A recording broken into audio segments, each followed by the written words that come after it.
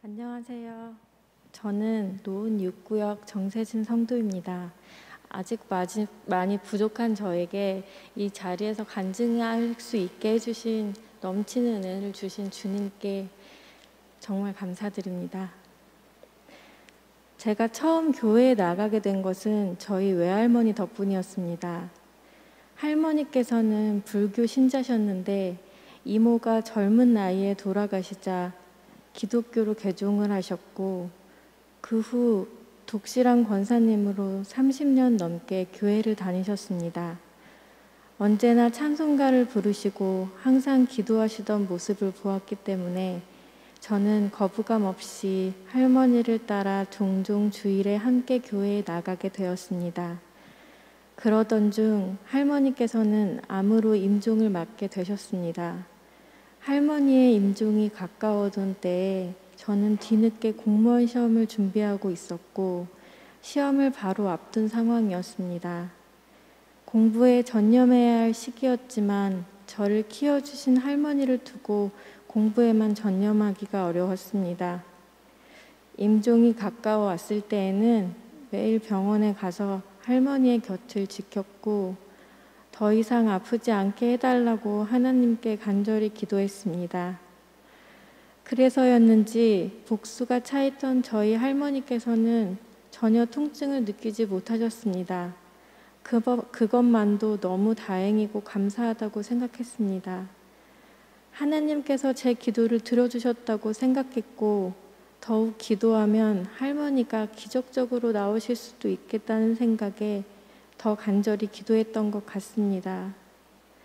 그렇게 임종을 지키던 중 할머니의 마지막 순간을 보게 되었는데 제 눈엔 할머니의 표정이 너무나도 평안하고 누구보다 평안해 보였습니다.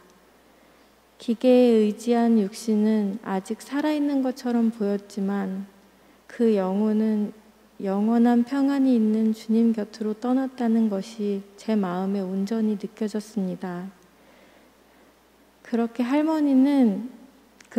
떠나신 할머니는 저에게 부모님보다 의미 있는 존재였기 때문에 돌아가셨다는 사실을 감당하기가 쉽지가 않았습니다.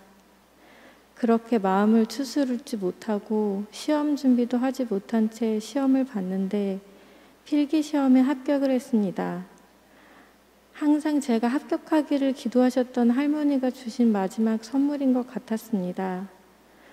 그렇게 정신없이 면접을 준비하였지만 안타깝게도 결과는 최종 불합격이었습니다. 할머니가 돌아가시고 어렵게 시험에 합격했는데 최종 탈락을 경험하니 쉽게 일어설 수가 없었습니다. 한참을 슬픔과 절망 속에서 헤어나지 못하던 중 몸이 너무 좋지 않아 병원에 갔는데 갑상선 유두선암을 진단받게 되었습니다. 다시 한번 하늘이 무너지는 것 같았습니다. 부모님과 같은 존재인 할머니도 돌아가시고 시험에도 떨어졌는데 아직 젊은 나이에 암이라니.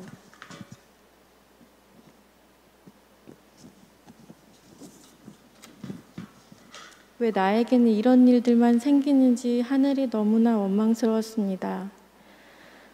그렇게 몸과 마음이 지칠 대로 지쳐 있었던 제 옆에서 힘이 되어준 사람은 지금의 남편이었습니다.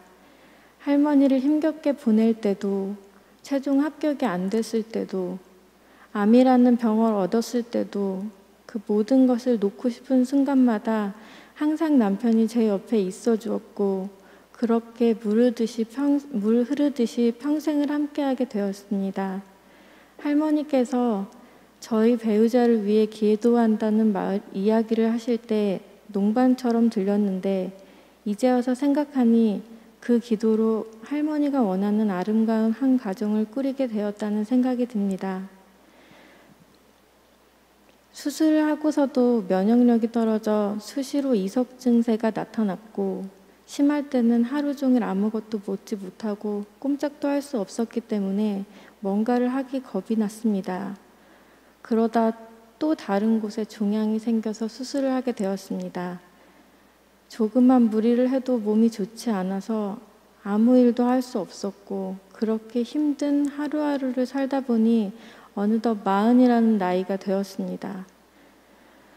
그래도 어느 정도 몸은 회복되고 있었지만 저 가슴속 깊은 곳에서 무엇으로도 채울 수 없는 허무함과 공허함이 밀려왔습니다. 이대로는 안 되겠다고 생각이 들었지만 뭔가 새로 시작할 용기도 자신도 없었습니다. 불확실한 미래에 대한 불안과 두려움만으로 가득했습니다. 그러던 중 지인의 소개로 2달간 일을 하게 되었는데 그곳에서 윤정선 집사님을 만나게 되었습니다. 집사님이 저를 교회로 인도하셨고 저도 용기를 내어 대덕교회에 함께 나오게 되었습니다.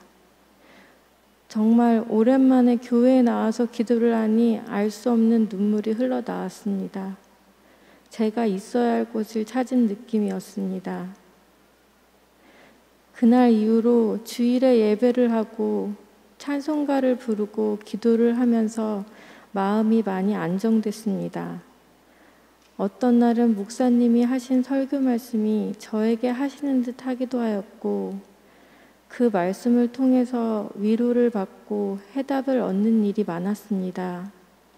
마치 주님께서 목사님을 통해 저에게 메시지를 주시는 것 같았습니다. 항상 제가 힘들거나 원할 때만 교회에 와서 기도를 했었지만 이번에 저의 마음은 달랐습니다. 하나님의 이야기가 듣고 싶었고 성경이 궁금해졌습니다. 그렇게 대덕교회에 다니고 싶어서 등록을 하고 새신자 교육을 받았습니다. 유정은 장로님께 교육을 받았는데 우리가 왜 죄를 지었는지부터 삼위일체에 대한 이야기 등 새로운 사실을 경험담을 섞어가시면서 알기 쉽게 설명해 주셔서 참 좋았습니다. 정식으로 세례를 받고 싶은 마음이 있던 차에 세례 교육이 있어 참여하게 됐는데 부목사님들께서 주제별로 하는 교육도 정말 재미있었습니다.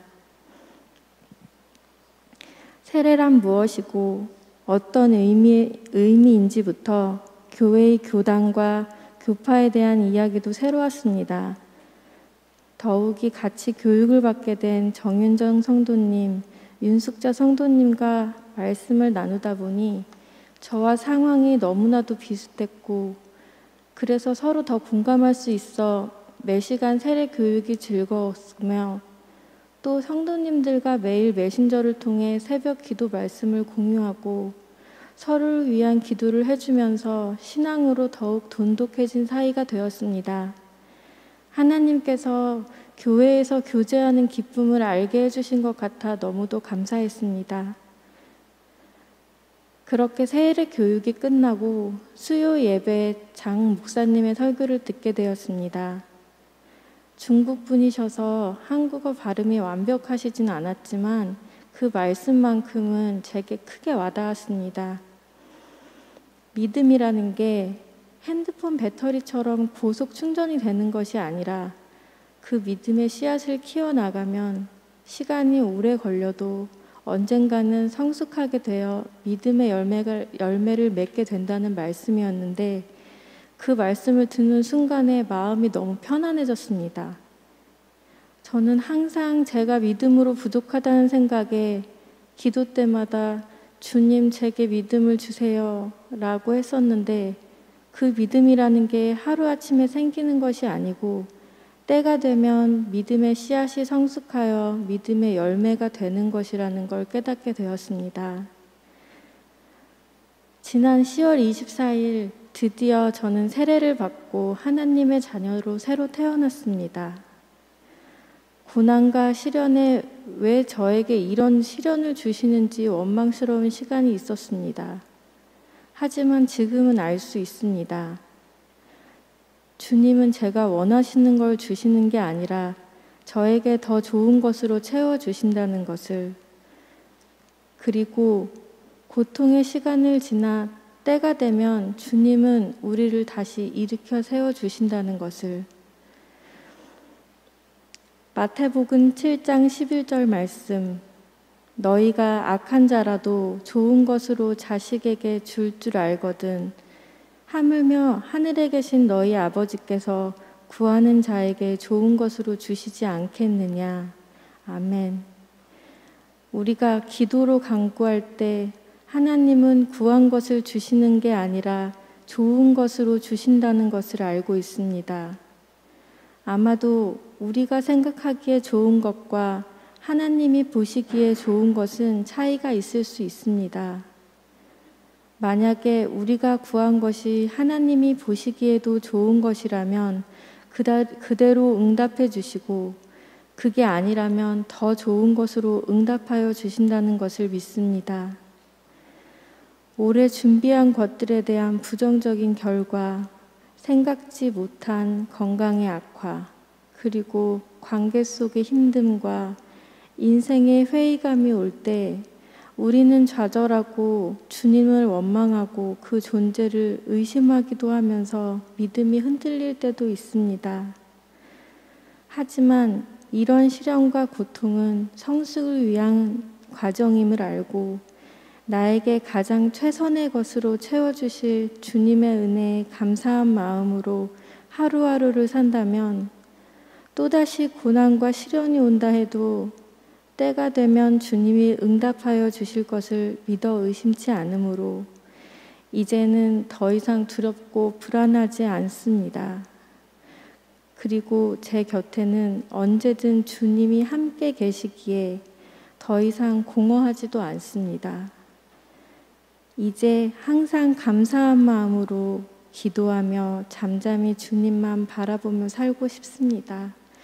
감사합니다.